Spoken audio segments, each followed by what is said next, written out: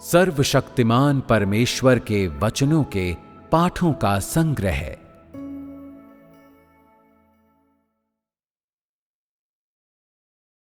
एक सामान्य आध्यात्मिक जीवन के विषय में।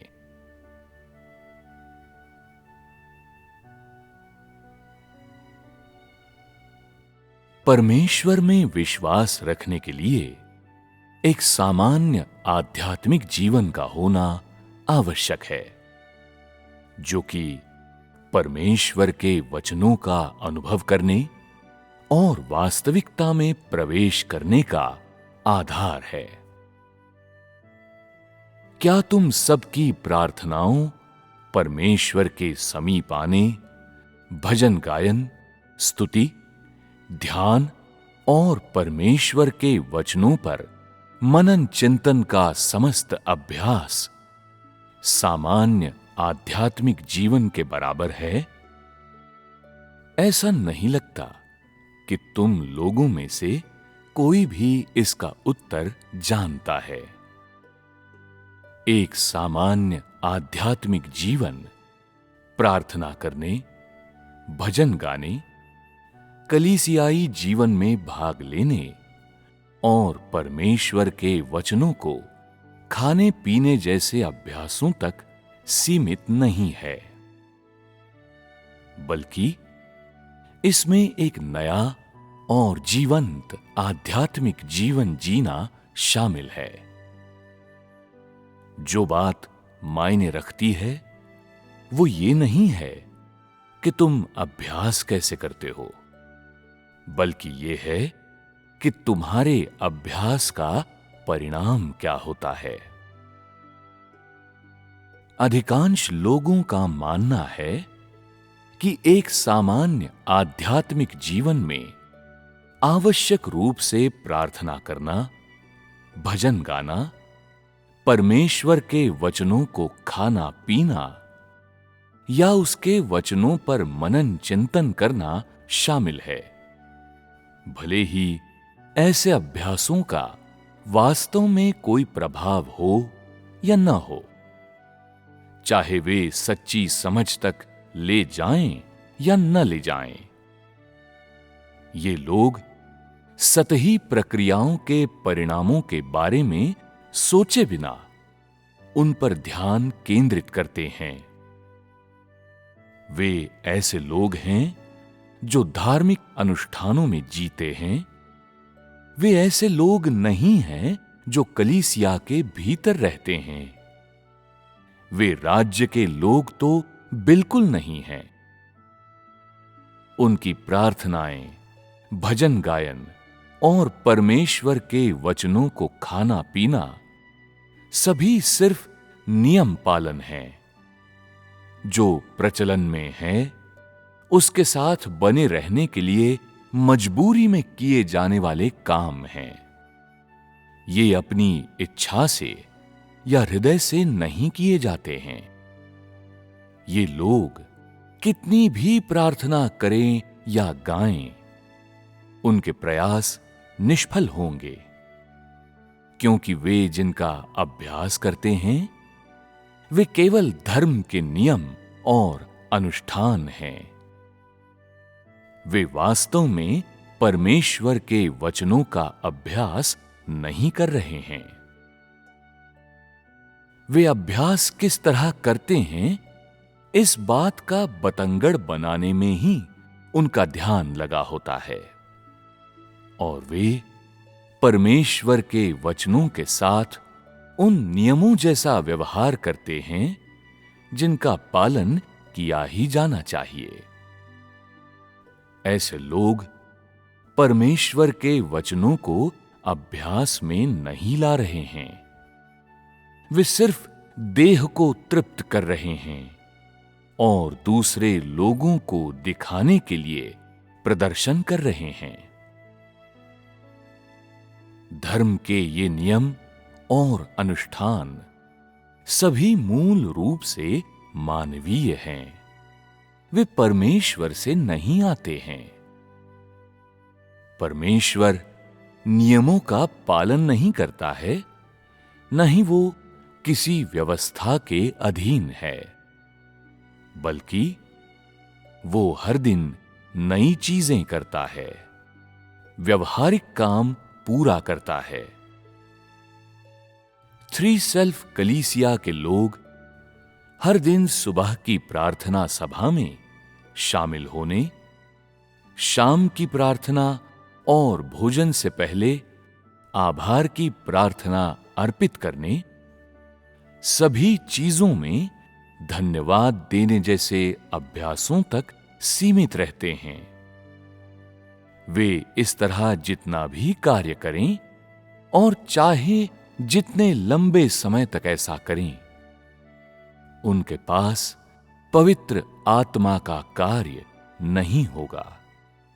जब लोग नियमों के बीच रहते हैं और अपने हृदय अभ्यास के तरीकों में ही उलझाए रखते हैं, तो पवित्र आत्मा काम नहीं कर सकता, क्योंकि उनके हृदयों पर नियमों और मानवीय धारणाओं का कब्जा है। इस प्रकार परमेश्वर हस्तक्षेप करने और उन पर काम करने में असमर्थ है, और वे केवल व्यवस्थाओं के नियंत्रण में जीते रह सकते हैं। ऐसे लोग परमेश्वर की प्रशंसा प्राप्त करने में सदा के लिए असमर्थ होते हैं। एक सामान्य आध्यात्मिक जीवन परमेश्वर के सामने जिया जाने वाला जीवन है। प्रार्थना करते समय एक व्यक्ति परमेश्वर के सामने अपना हृदय शांत कर सकता है और प्रार्थना के माध्यम से वो पवित्र आत्मा के प्रबोधन की तलाश कर सकता है, परमेश्वर के वचनों को जान सकता है और परमेश्वर की इच्छा को समझ सकता है। परमेश्वर के वचनों को खाने पीने से लोग उसके मौजूदा कार्य के बारे में अधिक स्पष्ट और अधिक गहन समझ प्राप्त कर सकते हैं। वे अभ्यास का एक नया मार्ग भी प्राप्त कर सकते हैं और वे पुराने मार्ग से चिपके नहीं रहेंगे। जिसका वे अभ्यास करते हैं वो सब जीवन में विकास हासिल करने के लिए होगा। जहां तक प्रार्थना की बात है, वो कुछ अच्छे लगने वाले शब्द बोलना या ये बताने के लिए तुम परमेश्वर के कितने ऋणी हो, उसके सामने फूट फूट कर रोना नहीं है, बल्कि इसके बजाय इसका उद्देश्य आत्मा के उपयोग में अपने आप को प्रशिक्षित करना है। परमेश्वर के सामने अपने हृदय को शांत होने देना है। सभी मामलों में परमेश्वर के वचनों से मार्गदर्शन लेने के लिए स्वयं को प्रशिक्षित करना है, ताकि व्यक्ति का हृदय प्रतिदिन नई रोशनी की ओर आकर्षित हो सके और वो निष्क्रिय या आलसी न हो, और परमेश्वर के वचनों को अभ्यास में लाने के सही मार्ग पर कदम रखे। आजकल अधिकांश लोग अभ्यास के तरीकों पर ध्यान केंद्रित करते हैं, लेकिन वे ये सब सत्य का अनुसरण करने और जीवन के विकास को प्राप्त करने के लिए नहीं करते हैं। यहीं पर वे भटक जाते हैं। कुछ ऐसे भी हैं जो नई रोशनी प्राप्त करने में सक्षम हैं, लेकिन उनके अभ्यास के तरीके नहीं बदलते हैं। वे परमेश्वर के आज के वचनों को प्राप्त करने की इच्छा रखते हुए अपनी पुरानी धर्म संबंधी धारणाओं को अपने साथ लाते हैं। इसलिए वे जो प्राप्त करते हैं वो अभी भी धर्म संबंधी धारणाओं से रंगे सिद्धांत हैं। वे आज का प्रकाश प्राप्त कर ही नहीं रहे हैं। नतीजतन उनके अभ्यास दागदार हैं। नए खोल में लिपटे वही पुराने अभ्यास हैं। वे कितने भी अच्छे ढंग से अभ्यास करें, वे फिर भी ढोंगी ही हैं। परमेश्वर हर दिन नई चीजें करने में लोगों की अगुवाई करता है। मांग करता है कि प्रत्येक दिन वे नई अंतर्दृष्टि और समझ हासिल करें, और अपेक्षा करता है कि वे पुराने ढंग के और दोहराव करने वाले न हो। अगर तुमने कई वर्षों से परमेश्वर में विश्वास किया है, लेकिन फिर भी तुम्हारे अभ्यास के तरीके बिल्कुल नहीं बदले हैं, अगर तुम अभी भी ईर्ष्यालु हो और बाहरी मामलों में ही उलझे हुए हो, अभी भी तुम्हारे पास परमेश्वर के वचनों का आनंद लेने के वास्ते उसके सामने लाने के लिए एक शांत हृदय नहीं है, तो तुम कुछ भी नहीं प्राप्त करोगे। जब परमेश्वर के नए कार्य को स्वीकार करने की बात आती है, तब यदि तुम अलग ढंग से योजना नहीं बनाते, अपने अभ्यास के लिए नए तरीके नहीं अपनाते और किसी नई समझ को पाने की कोशिश नहीं करते, बल्कि अभ्यास के अपने तरीके को बदले बिना पुराने से चिपके रहते हो और केवल सीमित मात्रा में नया प्रकाश प्राप्त करते हो, तो तुम्हारे जैसे लोग केवल नाम के लिए इस धारा में हैं। वास्तविकता में वे मजहबी फरीसी हैं जो पवित्र आत्मा की धारा के बाहर हैं। सामान्य आध्यात्मिक जीवन जीने के लिए एक व्यक्ति को प्रतिदिन नई रोशनी प्राप्त करने और परमेश्वर के वचनों की समझ का अनुसरण करने में सक्षम होना चाहिए। एक व्यक्ति को सत्य स्पष्ट रूप से देखना चाहिए। सभी मामलों में अभ्यास का मार्ग तलाशना चाहिए। प्रतिदिन परमेश्वर के वचनों को पढ़ने के माध्यम से नए प्रश्नों की खोज करनी चाहिए और अपनी कमियों का एहसास करना चाहिए, ताकि उसके पास लालसा और प्रयास करने वाला हृदय हो सके जो उसके पूरे अस्तित्व को प्रेरित करे। वो हर समय परमेश्वर के सामने शांत रह सके और पीछे छूट जाने से बहुत भयभीत हो। इस तरह के लालायित और खोजी हृदय वाला व्यक्ति जो लगातार प्रवेश पाने का इच्छुक है, वो आध्यात्मिक जीवन के सही मार्ग पर है।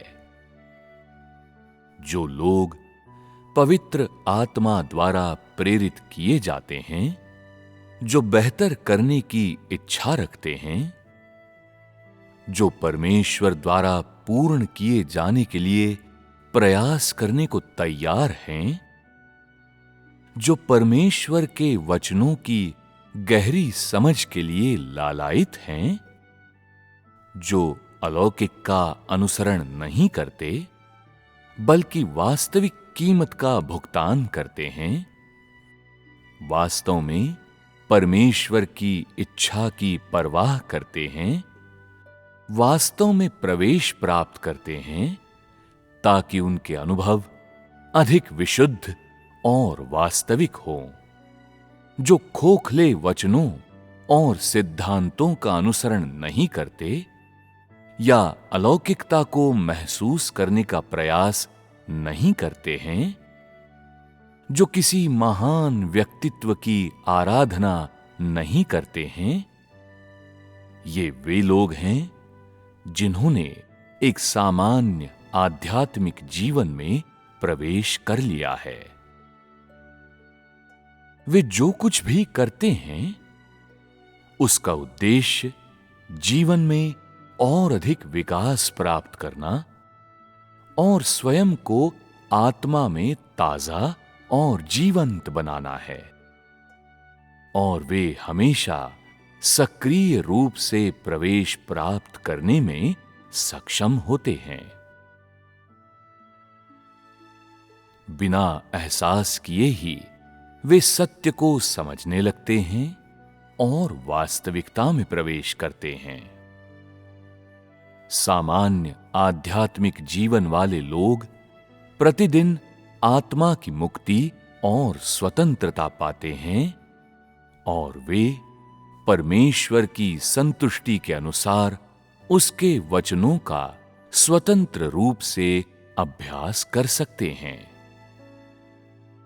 इन लोगों के लिए प्रार्थना कोई औपचारिकता या प्रक्रिया नहीं है। वे प्रतिदिन नई रोशनी के साथ तालमेल रखने में सक्षम होते हैं। उदाहरण के लिए, लोग परमेश्वर के सामने अपने हृदय को शांत करने के लिए खुद को प्रशिक्षित करते हैं, और उनका हृदय परमेश्वर के सामने वास्तव में शांत हो सकता है और उन्हें कोई परेशान नहीं कर सकता है। कोई भी व्यक्ति, घटना या वस्तु उनके सामान्य आध्यात्मिक जीवन को बाधित नहीं कर सकती है। इस तरह के प्रशिक्षण का उद्देश्य परिणाम प्राप्त करना है। इसका उद्देश्य लोगों से नियमों का पालन करवाना नहीं है। यह अभ्यास नियम पालन के बारे में नहीं है, बल्कि लोगों के जीवन में विकास को बढ़ाने के बारे में है। यदि तुम इस अभ्यास को केवल नियमों के पालन के रूप में देखते हो, तो तुम्हारा जीवन कभी नहीं बदलेगा। हो सकता है कि तुम उसी अभ्यास में लगे हुए हो जिसमें दूसरे लगे हुए हैं, लेकिन ऐसा करते हुए तुम तो पवित्र आत्मा की धारा से निकाल दिए जाते हो, जबकि अन्य लोग अंततः पवित्र आत्मा के कार्य के साथ तालमेल रखने में सक्षम हो जाते हैं। क्या तुम खुद को धोखा नहीं दे रहे हो? इन वचनों का उद्देश्य लोगों को परमेश्वर के आगे उनके हृदयों को शांत करने देना है, उनके हृदयों को परमेश्वर की ओर मोड़ने देना है, ताकि उनमें परमेश्वर का काम बिना बाधा के हो और फलीभूत हो सके। केवल तभी लोग परमेश्वर की इच्छा के अनुसार हो सकते हैं।